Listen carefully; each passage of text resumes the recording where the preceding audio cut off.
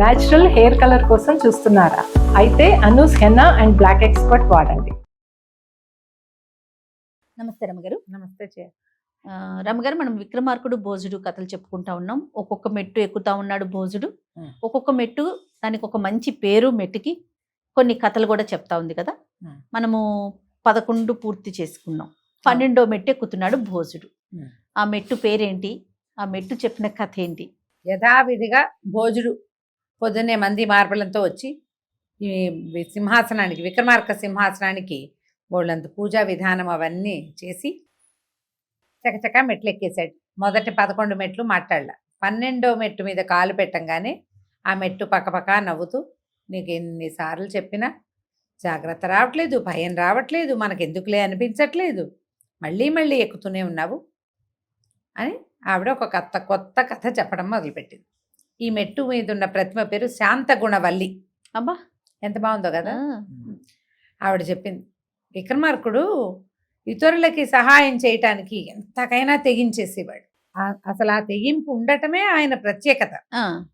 ఎవరికైనా సహాయం కావాలి, వాళ్ళు అడిగినా అడగకపోయినా సహాయం చేస్తాడు. అడిగితే సహాయం చేసేవాళ్ళు కొంతమంది ఉంటారు. అవును, అడగకపోయినా సరే అవతల వాళ్ళ అవసరం తెలుసుకుని సహాయపడే గుణం అతనిది. దానికి ప్రమాదమైన పర్వాల ముందుకెళ్తాడు. పెద్ద కథ చెప్పింది ఇది. పూర్వమట విక్రమార్కుడు రాజ్యం చేసే కాలంలోనే ధనపురం అనే ఒక రాజ్యానికి రాజుగారు ఉండేవారు. ఆయనకి 4 పిల్లలట, 3 కుమారులు, చివర ఒక కూతురు. లక్ష్మీసూరుడు, భీమసూరుడు, మహాసూరుడు. అమ్మాయి పేరు అమృతకిరణ కళ. ఇలా 4 పేర్లున్న సంతానం ఉంది. రాజుగారు తన ధనపురాన్ని సెపరేట్ చేసి 3 భాగాలు చేసి కుమారులకి ఇచ్చారు. 4 భాగాలు చేశారు. 4వ భాగంలో ఆయన కూతురు ఉంటారు. ఈ 3 భాగాల్ని ఆయన పిల్లలు చక్కగా రాజ్యం చేసుకునేవాళ్ళు. చిన్న వ్యాపారాలు అవి కూడా ఉండేవి ఆ రాజ్యాలకి. అయితే ఒకసారి ఈ కుమారులు 3 దేశాటన మీద వాళ్ళకి ఆసక్తి వచ్చింది. విక్రమార్కుడు దేశాటన చేస్తాడని దేశం అంతా చెప్పుకునేవాళ్ళు, భారత భూమి అంతా చెప్పుకునేవాళ్ళు. మనం కూడా చేద్దామని వీళ్ళు 3 ఒకసారి ఎక్కడికో బయలుదేరారు. కుమారులు 3, భీమసూరుడు, లక్ష్మీసూరుడు, మహాసూరుడు. వీళ్ళు వెళ్ళగా వింధ్యాటవి ప్రాంతంలో వీళ్ళకి 3 తోటలు పక్కపక్కన, 3 3 కొలన్లు, 3 మందిరాలు కనపడ్డాయి. 3 ఉన్నాయి, ఏమిటో తమాషాగా ఉందని ఆ 3 కలిపేలాగా ఉన్న ఒక మండపం ఉందట ముందు. మండపం పెద్ద చెరువు, దాన్ని ఆనుకుని మండపం, దాని వెనక భాగంలో 3 చిన్న చిన్న తోటలు, చెరువులు, మందిరాలు అలా కనపడుతుంది. వాళ్ళే తమాషాగా ఉన్నాయని పడుకున్నారు. రాత్రి ఎక్కడ నిద్రపోయారు వీళ్ళు? ఆ మండపంలో పడుకున్నారు.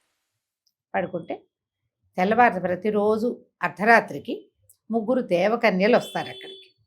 ఈ 3 దేవకన్యలవి ఈ 3 తోటలు, ఆ 3 కొలన్లు, 3 మందిరాలు వాళ్ళవి. రాత్రిపూట భూలోకంలో విహరించి తెల్లవారేసరికి వెళ్ళిపోతారు. ఈ మండపంలో పడుకున్న 3 కుర్రాళ్ళని చూసేసరికల్లా మానవుల పట్ల ఈ దేవకాంతలకి పూర్తిగా దేవయోనులు అయి ఉండకపోవచ్చు, ఒక జాతి, వాళ్ళకి చాలా ఆసక్తి. ఎంత ఆసక్తో వాళ్ళతోటి ఈ 3 రాజకుమారులన్నీ చూసేసరికల్లా బాగున్నారని 3 అమ్మాయిలు 3 అబ్బాయిల్ని పంచుకున్నారు. 3తోటి రాత్రిళ్ళంతా వాళ్ళతోటి గడిపి తెల్లవారేసరికల్లా విగ్రహాలుగా మార్చి వెళ్ళిపోయారు. వీళ్ళని విగ్రహాలుగా మార్చేశారు. వెళ్ళిపోయారు. రోజు వాళ్ళు రావటం, రాత్రిపూట వీళ్ళతోటి గడపటం, తెల్లవారేసరికల్లా వీళ్ళ 3 రాతి విగ్రహాలుగా, రాళ్లుగా మార్చేసి వెళ్ళిపోవటం. చాలా రోజులు ఇలా ఉన్నారు. అయితే ఒకనాటి రాత్రి తెల్లవారుజామున ఇంచుమించుగా ఈ 3వ యువకుడికి మెలకు వచ్చింది. వీళ్ళతో ఉండగానే మెలకు వచ్చేసరికల్లా మెలకు వచ్చి లేచి మంచినీళ్ళు తాగుదామను ఏదో లేచాడు.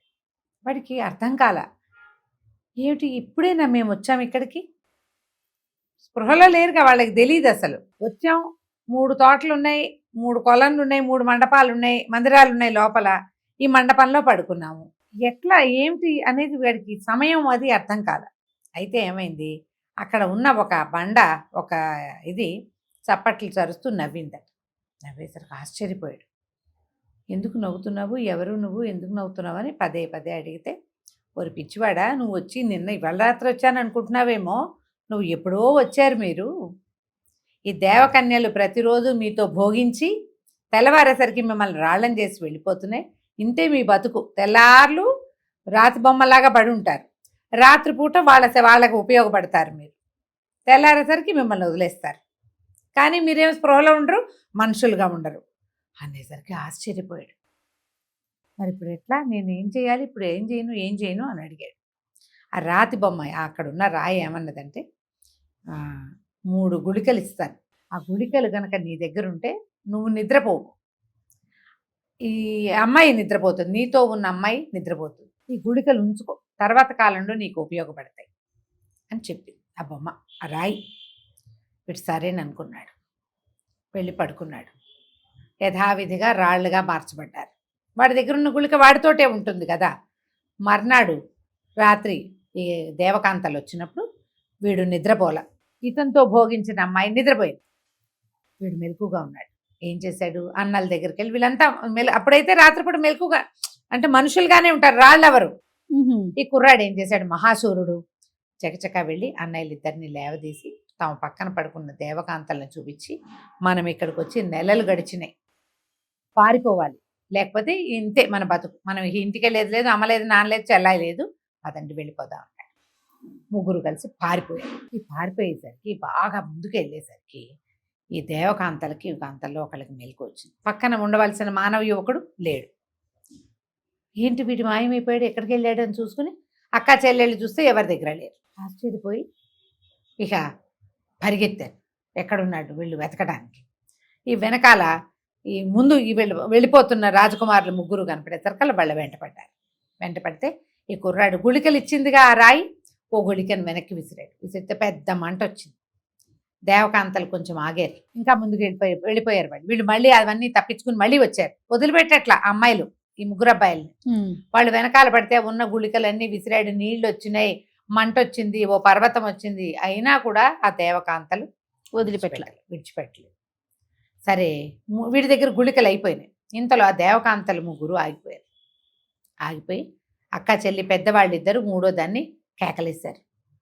నీతో ఉన్న యువకుడికి ఎట్లా తెలిసింది ఇది, వాడే ఈ గుళికలు విసురుతున్నవాడు అంటే వాడికే ఆ కొలను దగ్గర ఉన్న బండలేవో నిజం చెప్పినాయి. నువ్వు ఏమరపాటుగా ఉండటం వల్ల కదా వాడిది తెలుసుకున్నాడు, లేకపోతే హాయిగా ఇచ్చొచ్చినట్టు భోగించేవాళ్ళం, నీ వల్లే జరిగిందని వాళ్ళు ఏం చేశారు, ఆ చేతులు ఇద్దరు చెరుకో కత్తితోటి ఈ చెల్లెల్ని 3 ముక్కలుగా నరికి అక్కడ పారేసి వెళ్ళిపోయారు. ముగ్గురు కుర్రాళ్ళు ముందుకెళ్ళారు కదా, ఈ వెళ్ళిపోయి వాడు వెనక్కి తిరిగి చూస్తున్నాడు వస్తున్నారేమోనని.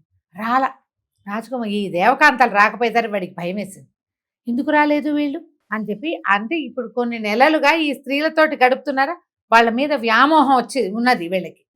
ఈ కుర్రాడు ఆ 3వ అమ్మాయి తన వెనకాల తన పరిగెత్తుకు రావాల్సిన అమ్మాయి రావట్లేదని మళ్ళీ వెనక్కి వెళ్ళాడు. అన్నయ్యలు ఇద్దరు వద్దురా వెళ్ళిపోదాన్రా, వాళ్ళ నుంచి తప్పించుకోవడానికే కదా ఇంత ప్రయత్నం చేశాము అని ఎంత చెప్పినా వినలా. ఏదో జరిగింది, ఏం జరిగిందోనని వెనక్కి తిరిగి వెళ్ళేసరికి ఏమైంది, ఈ కాళ్ళు చేతులు మెడ 3 భాగాలుగా ఉన్న ఆ దేవకన్య కనపడి బాగా దుఃఖం వచ్చేసింది. మహాసౌందర్య రాశి, ఎంత బాగుందో, దేవకాంత అంటే ముట్టుకుంటే మాసిపోయేలాగా ఉంటుంది. పెద్ద పెట్టు నెడ్చాడు. అయ్యో మేము నీతోటే ఉంటుంటే రాయిగా ఉండవు, నువ్వు హాయిగా జీవించి ఉండేదాన్ని, ఇట్లా ముక్కా చెక్క అయిపోయావు అని చెప్పి బాగా దుఃఖించేసరికి అన్నయ్యలు ఇద్దరు వెళ్దాం అన్నారు. వీడు ఒప్పుకోవాలి, నేను రాను, మీ ఇద్దరు వెళ్ళిపోండి, నేను దీన్ని చితి వెలిగించి దీన్ని దహనం చేసి ఈ అమ్మాయిని నేను కూడా చచ్చిపోతాను, దీంతో పాటు సహగమనం చేస్తానని పెద్ద చితి వెలిగించి పెద్ద పెట్టుని ఏడవటం మొదలుపెట్టాడు. ఈ దేవకాంత శరీర భాగాలు చితి మీద పెట్టాడు, తాను కూడా చితిలోకి ప్రవేశించిపోయాడు. ఆ సమయానికి పార్వతీ పరమేశ్వర్లు ఇద్దరు ఆకాశగమనంలో వెళ్తున్నారు ఎక్కడికో. ఎవరో ఏడుస్తున్నారని ఆమె చూసేసరికల్లా అమ్మవారు చూసింది కిందకి. వీడు ఒకడు చనిపోయిన దేవకాంతని నిప్పుల మీద పెడుతూ తను కూడా అగ్ని ప్రవేశం చేయడానికి సిద్ధంగా ఉన్న ఈ మానవ యువకుడిని చూసేసరికల్లా ఆవిడ పైనుంచి ప్రత్యక్షమైంది. ఏమిట్రా నాయన నీ బాధ అంటే, ఇవి కొంతకాలంగా వీళ్ళు మాతో ఉన్నది జరిగింది చెప్పాడు. ఆమె ఏమీ లేదు, చేతిలోంచి కాసిన నీళ్లు జల్లి దేవకాంతని బతికించేసి, ఆవిడ పోతే బాగానే ఉండేది, మా వల్ల చచ్చిపోయిందని బాధగా ఉంది నాకని చెప్పాడు. జీవించేసరికల్లా ఆ పార్వతీ పరమేశ్వర్లు వెళ్ళిపోయారు. ఈ జీవించిన దేవకాంత పట్టు గబగబా వచ్చి వీడిని కౌగిలించుకుంది. మా అక్కయ్యలు ఇద్దరూ నన్ను 2-3 ముక్కలు చేశారు, నిజానికి దేవకన్యని నాకు మరణం లేదు, కానీ మా వాళ్ళలోనే ఎవరైనా చేస్తే మాకు మరణం వస్తుంది, మిగిలిన వాళ్ళు ఎవరు మమ్మల్ని చంపలేరు. ఓహో, మా వాళ్ళే మమ్మల్ని చంపగలుగుతారు, అందుకనే మా అక్క ఇలా పనిచేశారు, నీ వల్ల నేను మళ్ళీ పునర్జీవితరాలను అయ్యాను అని చెప్పి చాలా సంతోషంగా అతనితో కాసేపు గడిపి ఇతనికి ఒక వీణ ఇచ్చిందట. నువ్వు ఎప్పుడు ఈ వీణ మీటితే నేను అప్పుడు నీ దగ్గరకు వచ్చి నిన్ను సంతోషపెడతా, నీ తిండి తిప్పలు, నీ శ్రమ అలసట, నీ సంతోషం ఆనందం అన్నీ తీరుస్తాను నేను, ఈ వీణ ఉంచుకోమని ఆ చిన్న ఇంత వీణని అతని చేతిలో పెట్టి, వీళ్ళు ఎక్కడో దిగబడిపోయారు కదా, వెనక్కి నడిచి వస్తున్నారు మెల్లిగా అన్నదమ్ములు ముగ్గురు, ఎక్కడికో వెళ్ళారు, తిరిగి వెళ్ళాలి. అంతకుముందు గుర్రాలు ఉన్నాయి, ఇప్పుడు గుర్రాలు బెర్రాలు ఏం లేవు, వీళ్ళే నడిచి రావాలి. సరే వీళ్ళు ముగ్గురు నడిచి వస్తూ ప్రతి 10 గంటలకి 12 గంటలకి ఆ అబ్బాయి వీణ వాయించడం, అమ్మాయి వచ్చి వీళ్ళకి కావాల్సిన ఏర్పాట్లు చూడటం, అతనితో సంతోషంగా గడిపి వెళ్ళటం, అలా చేయటం కోసం వీణ ఉంచుకున్నాడు. అయితే ఏమైంది, ఈ అడవి ప్రాంతంలో వస్తుంటే ఒక చోట ఒక ఋష్యాశ్రమం లాంటిది ఉంది. ఆ ఆశ్రమం దగ్గర వీళ్ళు ముగ్గురు ఆగారు. ఇతను వీణ పెడితే ఆ అమ్మాయి వచ్చింది, వచ్చి వీళ్ళకి ఆహారం ఇచ్చింది. తర్వాత ఏం చేశారు, ఈ కుర్రాడు ఈ అమ్మాయి మన విహారం ఏకాంతం కోసం అలా నడిచి ముందుకెళ్ళారు. ఆ ముని ఏ ఋష్యాశ్రమం అయితే ఉందో ఆ ఋషి గారు ఈ అమ్మాయిని చూసేసరి కల్లా, ఓ మానవుడా, ఈమె దేవకాంత తెలుస్తుంది, నువ్వు సాధించినట్టునో ఆమెను నాకు ఇవ్వు, నీకు ఒక అద్భుతమైన శక్తిని ఇస్తానని అన్నాడు. అనేసరికల్లా వీడికి తను బతికించుకున్నాడు, ఇవ్వటం ఇష్టం లేదు, కానీ నువ్వు ఏం శక్తి ఇస్తావంటే, నా దగ్గర ఒక కత్తి ఉంది, ఈ కత్తిని ఎవరి వైపు చూపిస్తే వాళ్ళని అది సంహరించేస్తుంది, యుద్ధం నువ్వు చేయక్కర్లా, అదే చేసేస్తుంది అని కత్తి చూపించాడు. చూపిస్తే ఈ కుర్రాడు ఏం చేశాడు, నీ కత్తి ముందు నా చేతికి ఇవ్వు, నన్ను చూడనివ్వన్నాడు. అనగానే ఈ కత్తిని ఈ మహాసూరుడికి అప్పచెప్పాడు ఋషి. ఎప్పుడైతే చేతికి కత్తి వచ్చిందో ఈ మహాసూరుడు ఆ ముని వైపుకి చూపించాడు. ఆ కత్తిని చూపించగానే కత్తి రయ్యమని వెళ్ళి ఆ ముని మెడ ఉత్తరిచ్చేసింది. ఈ మహాసురుడు అమ్మాయితో నవ్వుతూ చెప్పాడు, నువ్వు నాతో నువ్వు ఉంటావు, కత్తి కూడా ఉంటుంది. ఆ కత్తిని చక్కగా దట్టిలో పెట్టుకుని అన్నదమ్ములతో కలిసి నడవటం మొదలుపెట్టాడు. దేవకాంత కొద్దిసేపు గడిపి వెళ్ళిపోయి ఇంకా ముందుకు నడిచారు. నడుస్తుంటే చెప్పాక ప్రతి 10 గంటలకి 9 గంటలకి వీడు పిలుస్తాడు అమ్మాయిని. మళ్ళీ ఇక్కడ ఇంకొక చోట కూడా అతనికి ఒక సన్యాసి కనిపించాడు. ఆ సన్యాసి ఏమన్నాడంటే, నేను ఎన్నేళ్ళ నుంచో తపస్సు చేస్తున్నాను, అసలు స్త్రీని చూడనే లేదు, ఇంత సౌందర్య రాశి అయిన స్త్రీ కనపడుతుంటే నాకు ఆమె మీద మనసైంది, నా దగ్గర ఒక అత్యద్భుతమైన శక్తి ఉన్న జోలు ఉంది, ఆ జోలు ఏమిటి, ఆ జోలులో చేయి పెడితే బంగారం లభిస్తుంది, ఓహో, ఆ జోలు నీకు ఇస్తాను, నువ్వు మానవుడివి, నీకు కావాల్సింది బంగారమేగా, దేవకాంతం నువ్వేం చేసుకుంటావు, నువ్వు కొన్నాళ్ళకి చచ్చిపోతావు, ఈ అమ్మాయి ఇలాగే ఉంటుంది యవ్వనంతో, కొన్నాళ్ళకి మానవులకు వృద్ధాప్యం వచ్చి స్కిన్ వాడైపోయి ముసలాళ్ళు అయిపోతారు, పెద్దవాళ్ళు అయిపోతాం కదా, ఓల్డ్ అయిపోతాం, తర్వాత మరణం తథ్యం మానవుడికి, దేవకాంతకి అది లేదు, నీకు కావాల్సింది ఏంటి, ఇహంలో సుఖంగా ఉండటానికి బంగారం వెండి కావాలి, నీకు బంగారం నేను ఇస్తా, ఈ సంచి తీసుకోమని ఆ సంచి ఇచ్చాడు. మనవాడి దగ్గర పెద్ద కత్తి ఉందిగా, వీడి కత్తి తీసి ఆ మునికి చూపించాడు. ఈ కత్తి కాస్త పరిగెత్తుకుంటూ పరుగున ఒక్క ఉదుటను వెళ్ళి సన్యాసిని సంహరించేసింది. సన్యాసి సంహరింపబడ్డాడు. జోలు మాత్రం తీసుకున్నాడు. మళ్ళీ ప్రయాణం మొదలుపెట్టారు. ఇంకా కొంత దూరం వెళ్ళేసరికి అతనికి ఇంకొక సన్యాసి వీళ్ళకి కనిపించాడు. ఇదంతా అడవి ప్రాంతమే, ఎందరో సిద్ధులు ఉన్నారు అక్కడ. ఇంకొక సిద్ధుడు కనపడ్డాడు.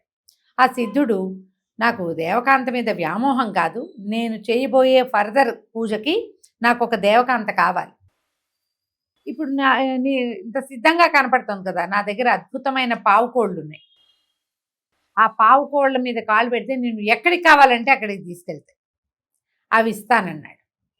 దేవకాంతాన్ని నా పరం చెయ్యి, ఈమె నీ స్వాధీనంలో ఉంది కాబట్టి నేను ఆమెను పిలవలేను, నా కంటికి కనపడుతోంది కాబట్టి నాకు ఈమె ఉపయోగపడుతుందంటే మనవాడు ఆ పావుకోళ్ళు కూడా తీసుకుని కత్తి చూపించాడు. ఆయనను కూడా సంహరించేసింది ఆ కత్తి. ఇంకా వెళ్ళారు ముందుకు. ఈసారి ఒక వృద్ధ తాపసి కనిపించాడు. ఆయన దగ్గర ఒక దండం ఉంది. ఆయన ఏమన్నాడంటే, నాకు దేవకాంతనివ్వు, ఈ దండాన్ని నీకు ఇస్తాను, ఈ దండం ఎవరినైనా మరణించిన వాళ్ళని దీంతో ముట్టుకున్నామంటే వాళ్ళు జీవిస్తారు. ఓహో అనేసరికి దండం కూడా పుచ్చుకుని మహాసూరుడు ఆ ఋషిని కూడా కత్తితోటి చూపించాడు. కత్తి కాస్త ఇదనేం చేయక్కర్లా, అదే పరిగెత్తుకుంటూ వెళ్ళి మెడకోసేస్తుంది, సంహరించేస్తుంది. ఈ వస్తువులన్నిటినీ సాధించుకుని సంతోషంగా పావుకోళ్ళు ఎక్కితే ఇంటికి వెళ్ళిపోతారు కదా, ఆ పావుకోళ్ళ మీద తను నిలబడి తన అన్నయ్యల చేతులు పుచ్చుకుని మేము మా ఇంటికి వెళ్ళిపోవాలని కోరుకున్నాడు. అందరూ కలిసి వీళ్ళది ఈ ధనపురం ఉంది కదా వాళ్ళ సొంత ఊరు, ఆ ఊరికి అక్కడికి వచ్చేసారు. చేరిపోయారు. తల్లిదండ్రి ఎంతో సంతోషించారు. ఇన్ని సామాన్లు ఇన్ని రకాలు వచ్చినాయి. కాకపోతే ఇతను వీటి గురించిన ప్రత్యేకత ఎవ్వరికీ ఎప్పుడూ చెప్పల. తన వస్తువులు తను దాచిపెట్టుకున్నాడు. అతనికి ఒక ప్రత్యేక మందిరంలో ఆ చిన్న వీణ ఎప్పుడు కావాలంటే మీటితే అప్పుడు దేవకాంత్ వచ్చి ఇతనితో సంతోషంగా గడుపుతుంది. ఈ వస్తువులన్నీ వరుసగా పెట్టుకుని ఒక గది మూసి పెట్టుకుని ఉన్నాడు. అయితే ఇలా వచ్చిన తర్వాత విక్రమార్కుల వారు వీళ్ళ కథలోకి ఎప్పుడు ఎంటర్ అయ్యాడు అనేది మనం వినాలి కదా, ఇంకా ఉంది. అవును. కాబట్టి ఆ ఒక ముక్కని మనం వచ్చే భాగంలో చెప్పుకుందాం. తప్పకుండా. నమస్తే. నమస్తే.